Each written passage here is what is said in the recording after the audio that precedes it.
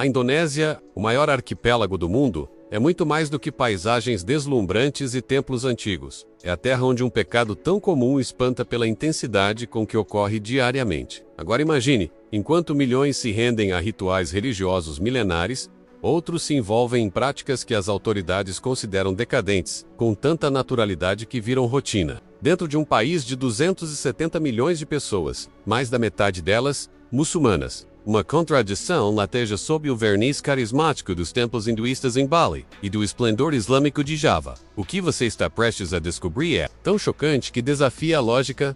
Na Indonésia, esconder ou buscar prazer fora da moral vigente virou um jogo silencioso e massivo. Em Jakarta, a capital pulsante com mais de 30 milhões de habitantes na região metropolitana, redes clandestinas de encontros proliferam em aplicativos que parecem inofensivos. Ao mesmo tempo, jovens mulheres se expõem a riscos enormes ao buscar liberdade íntima, longe dos olhares conservadores. O simples ato de encontrar alguém pode significar violar a lei, e mesmo assim, acontece milhares de vezes por dia. É aí que mora o choque. A Indonésia aplica penas a quem prega o chamado perzinaan, delitos contra normas sexuais baseadas no Islã, mas milhões de pessoas transgridem essas mesmas leis com frequência alarmante, invisíveis aos olhos do Estado e dos conservadores. Por trás desse universo paralelo, muitos optam por serviços secretos e dating, nichos ventiços latrina, onde é possível marcar encontros sofisticados, sem medo ou com medo calculado. Mas o que realmente intriga é o perfil dessas mulheres. Muitas vêm de famílias rígidas, são universitárias brilhantes e conseguem esconder duplas vidas para satisfazer desejos reprimidos. E elas se tornam,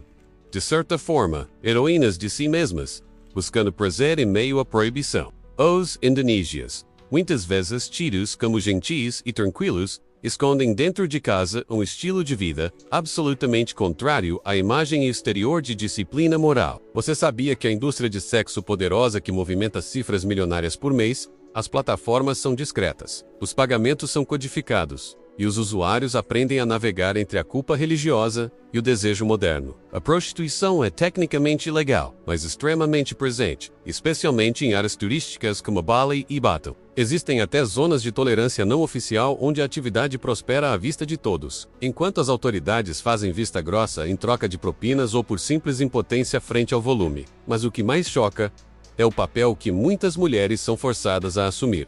Em regiões mais conservadoras, como essa onde a Sharia, a lei islâmica menos é aplicada. Mulheres podem ser presas ou açoitadas em praça pública, por simplesmente se encontrarem com um homem fora do casamento. Em 2023, uma jovem foi condenada a 100 chibatadas por ser flagrada com seu namorado num parque à noite. O vídeo da punição viralizou, gerando revolta e apoio ao mesmo tempo. Isso porque em Aceh, ao norte da ilha de Sumatra, a população realmente acredita que castigos públicos protegem a moral da sociedade. O contraste entre essa realidade medieval e o estilo de vida moderno em cidades como Surabaya ou Yogyakarta é brutal. Apesar disso, a resistência feminina cresce de forma silenciosa. Muitos grupos de mulheres estão se organizando para discutir abertamente os direitos sexuais, inclusive promovendo encontros secretos com especialistas em sexualidade e leis. Elas se arriscam. São perseguidas, mas não param. O desejo por liberdade está vencendo o medo em muitos cantos da Indonésia. Mesmo quando os homens ainda dominam as decisões políticas e religiosas, o paradoxo é gritante. Enquanto a elite urbana vive romances intensos em festas privadas regadas a drogas e luxo, no interior, uma adolescente pode ser morta pela própria família se engravidar fora do casamento. E aqui entra um dado perturbador. A mutilação genital feminina ainda é praticada em várias partes da Indonésia. Embora o governo tenha tentado banir, a pressão de líderes religiosos mantém viva essa tradição, que busca proteger a castidade das meninas. Estima-se que mais de 50% das meninas indonésias entre 0 e 11 anos já tenham passado por algum tipo de corte genital. Isso não acontece no século XV, acontece agora, todo dia. Em pleno 2025, com o apoio de parte da sociedade que acredita estar salvando essas meninas de um futuro de promiscuidade. Se por um lado há controle extremo sobre a sexualidade feminina, por outro lado, há um mercado subterrâneo que lucra exatamente com o que se tenta reprimir. O turismo sexual, por exemplo, virou uma das faces mais escondidas da Indonésia. Homens estrangeiros, principalmente de países árabes e europeus, procuram por noivas temporárias jovens que aceitam contratos de casamento falsos para viver alguns dias de luxo, sexo e silêncio. Essas práticas são conhecidas e toleradas em certas regiões, especialmente em locais como Lombok, onde o casamento temporário chamado Nikah City é usado como fachada para relações que seriam consideradas imorais se fossem declaradas abertamente. E isso nos leva a outra camada de contradição. Em um país onde o prazer é pecado, muitas mulheres são obrigadas a se submeter a práticas humilhantes para sobreviver, enquanto homens poderosos e turistas ricos se aproveitam de brechas legais e culturais para viverem seus desejos sem julgamento. Não há justiça equilibrada aqui. A mulher indonésia, muitas vezes, é a vítima dupla menos da repressão religiosa e da exploração masculina. Mas nem tudo na Indonésia se resume à repressão e ao silêncio. Há também uma explosão silenciosa acontecendo nas redes sociais, uma revolução digital que está mudando o jeito como as mulheres encaram o próprio corpo e seus desejos. Influenciadoras como Rita Sabitri Devi, embora conservadora, abriram espaço para o debate. E ao lado dela, surgem figuras mais ousadas, que desafiam as regras com discursos empoderados, vídeos provocantes e desabafos sobre como é sufocante ser mulher em um país onde o prazer é pecado. Elas enfrentam cancelamentos, ameaças e muitas têm que sair do país para continuar falando, mas não param. A juventude indonésia vive um dilema cruel. De um lado, as exigências religiosas e familiares. Do outro, a internet oferecendo liberdade sem limites. Esse conflito interno gera um dos maiores índices de depressão entre jovens do Sudeste Asiático. Muitos não suportam a pressão. Outros se escondem em casamentos arranjados que só servem para manter aparências. E há, ainda, aqueles que decidem viver vidas duplas. Mulheres que usam hijab de dia e lingeries caras à noite, influenciadoras que falam de castidade, enquanto lucram com conteúdo erótico privado em plataformas de assinatura. A hipocrisia virou mecanismo de sobrevivência. Bali, o destino mais famoso da Indonésia, funciona como uma bolha party. Lá, o turismo trouxe uma liberdade que é quase proibida no restante do país. Balinesas vivem com mais autonomia. Muitas trabalham com turismo sensual e espiritual, oferecendo desde massagens exóticas até rituais tântricos para clientes estrangeiros. Mas, para a maioria dos muçulmanos da Indonésia, o que acontece em Bali é visto como decadência. Ainda assim, a ilha continua sendo o principal destino para jovens que querem viver o que não podem mostrar nas outras províncias. Curry Salmon.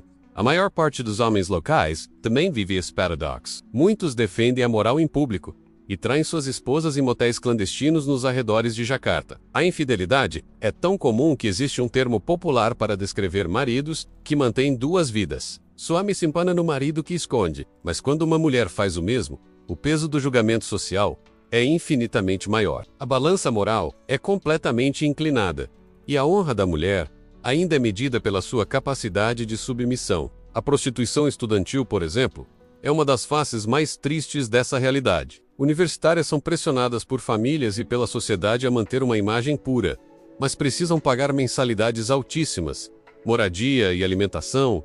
A saída, muitos se envolvem em sugar dating ou viram acompanhantes de luxo para empresários e políticos. As redes funcionam em grupos secretos no Telegram, onde os encontros são marcados com códigos e perfis verificados. É uma prostituição high-tech, mas que carrega a mesma dor da exploração de sempre. Enquanto isso, o governo indonésio caminha na direção oposta à liberdade. Em dezembro de 2022, foi aprovada uma nova lei criminal que proíbe relações sexuais fora do casamento para cidadãos e estrangeiros. Isso significa que até turistas que viajam em casal, sem serem casados oficialmente, podem ser presos e denunciados. A medida gerou revolta internacional, mas foi apoiada por grande parte da população conservadora. A Indonésia está construindo um futuro onde o desejo é tratado como crime, e quem sofre mais, de novo, são as mulheres. Esse movimento regressivo é liderado por grupos religiosos poderosos, que pressionam o Estado e controlam parte da mídia. As mulheres que se levantam contra isso são rotuladas de morais, ocidentais demais ou até de traidoras culturais, e muitas vezes são vítimas de violência doméstica, estupros não denunciados e abusos que nunca chegam à justiça. O sistema não está preparado para protegê-las. Está, na verdade, estruturado para silenciá-las. Por trás dos templos dourados, dos sorrisos turísticos e das paisagens de tirar o fôlego, há uma realidade dolorosa. A Indonésia é o país onde o prazer virou pecado menos, mas também virou resistência. Mulheres comuns estão enfrentando séculos de opressão, com coragem silenciosa. E enquanto o mundo olha para Bali, há milhões de histórias escondidas nos becos de Java, nas vilas de Sumatra e nas praias secretas de Lombok. Histórias que jamais seriam contadas. Até agora, o ChatGPT disse: em meio a esse cenário tenso, Há algo ainda mais perturbador que poucos ousam discutir: os chamados casamentos infantis. A Indonésia é um dos países com os maiores índices de união entre meninas menores de idade e homens mais velhos, prática que ainda é vista como solução para evitar o pecado do sexo fora do casamento. Estima-se que mais de 16% das meninas indonésias se casem antes dos 18 anos, muitas vezes forçadas pelas próprias famílias, especialmente em regiões pobres, onde o casamento é tratado como contrato financeiro e instrumento de controle moral. Se você achou essa história tão impactante quanto ela, realmente é. Comente o que mais te surpreendeu, curta o vídeo, compartilhe com alguém que precisa ver isso e se inscreva no canal para não perder as próximas histórias chocantes dos países mais inesperados do mundo.